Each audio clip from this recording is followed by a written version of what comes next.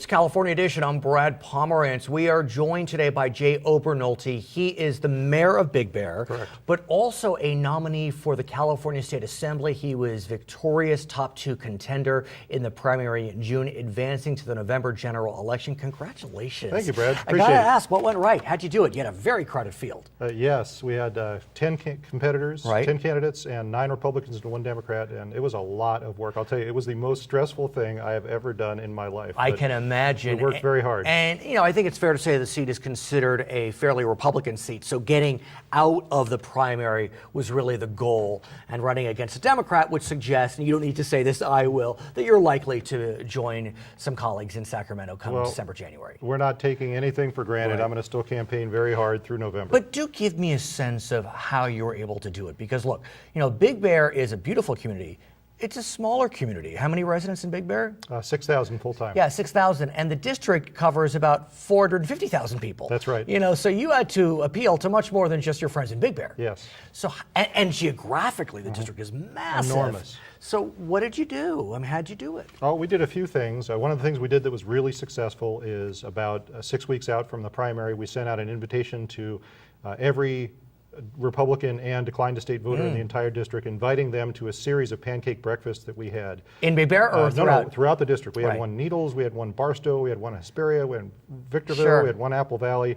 Every weekend we had a pancake breakfast. And so the pitch was, look, come eat some free pancakes, and Right. love to meet you, love to get to know you. And that was really critical to be able to get the word out to people, to let them know that I wanted to meet them. I was going to be there in their community. And it's interesting you mentioned those cities. Those are much bigger cities. I mean, Victorville, Hesperia, these are cities that are, you know, 50,000, 100,000. Yes. And yet somehow you were able to march through the clutter. You marched.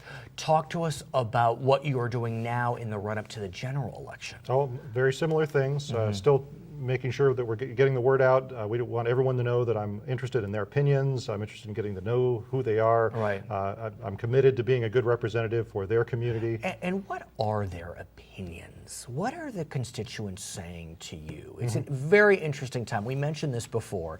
You know, politics in Washington right now, I think, is pretty toxic.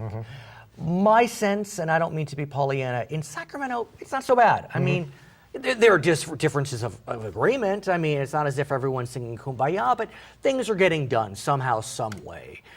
Are voters kind of recognizing those distinctions between Sacramento and D.C., or is there still the sense of hyper-partisanship? In my experience, they have not yet recognized the difference.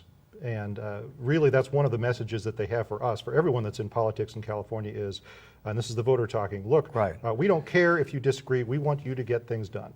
And I've heard that over and over and over again. And really, people's focus, when they talk about getting things done, they're talking about the economy, because that's really what's closest to them.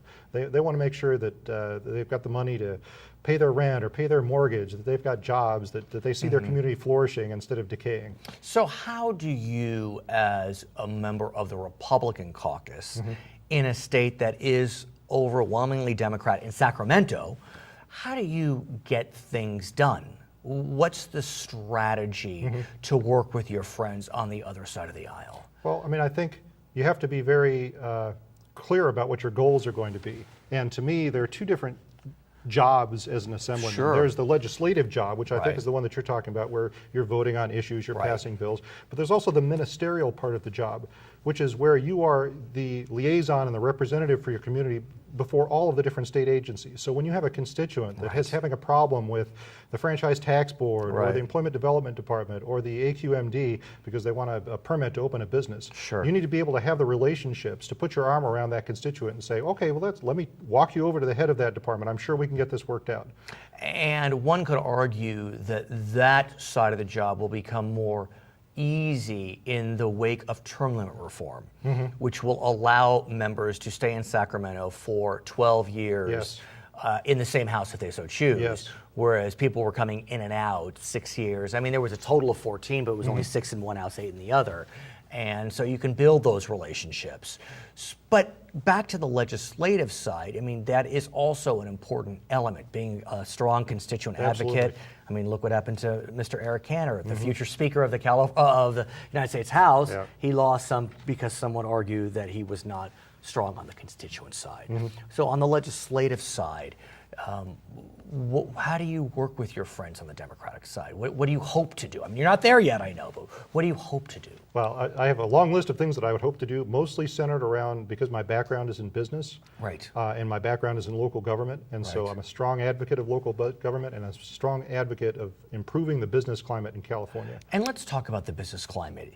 If you really break it down and you really look at the surveys, the studies, the analysis, when we look at tax policy, you know, it's easy to point to this statistic and that statistic, but it seems as if our tax policy, when compared to other states, probably somewhere in the middle. We have a lot of tax credits that, you know, kind of offset our higher tax rates. For argument's sake, let's just go there.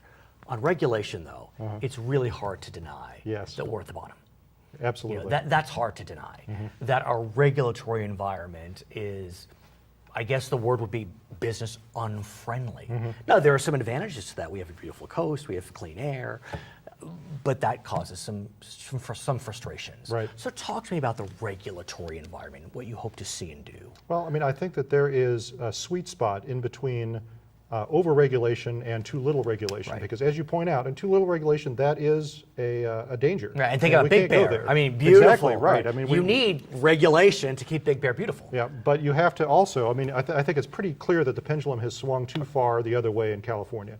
And if you need proof, as you say, just look at where we rank amongst all of the other states, and you have to realize that we're living in a global economy now. And global economy means that business and capital can go wherever it wants to go. And so if we're competing with Texas, or we're competing with Nevada, or we're competing with Arizona to get those businesses and get those jobs in our communities, we need to make sure that we maintain that competitiveness. What's interesting about what you just described is I've heard Democrats sounding the same way over the last couple of years. Maybe not a few years ago, but Jerry Brown seems to sound the same. Gavin Newsom went to Texas recently. And so there does seem to be a bit of, you know, maybe the Republicans are winning the argument on the regulation side in terms of having to rein in the regulatory environment. So given that your friends on the Democratic side seem to be talking the talk, what do you do to get them to walk the walk? Well, I mean, I think you put it right. You say it's an argument. I think it's a discussion. And, you know, we've always been kind of on two different sides of that discussion, the Democrats and the Republican Party. But it doesn't seem like now much anymore. Well, I mean, I think you're seeing kind of I'm a California optimist in terms of politics. Good to hear. And I think that we're entering a new era of California politics where I don't think that those disagreements are going away, but I think we can be much more congenial in the way that we approach them. It's interesting because I've heard, you know, commentators say that, you know, Democrat Jerry Brown is the best Republican governor the state has ever seen. and the reason they say that is really focused not on so much the social side, but on fiscal matters. He does talk the talk on regulatory matters. Whether he walks the walk, you know, I've heard people argue one way or the other. Well, I would disagree that he is a Republican governor. He is he definitely has Democratic leanings, but he has had the courage to stand up to his own caucus, especially which I think on is admirable. Fiscal matters. That's what it seems. I mean, look, what do I know? I'm just a television host. But be that as it may. Okay, so what areas of regulation are you hoping to see the most reform? Business regulation. But is there some, you know, is it CEQA? Is it, what is it? I mean, look, I know you're not there yet, so it's hard to, you know, pinpoint you, but is there something specific that you feel as if we really need to attack CEQA? We really need to attack OSHA, we need to attack ADA. What have you heard? Well, I mean, CEQA reform, as you say, that's one of the hot button topics, and I think it is ripe for reform.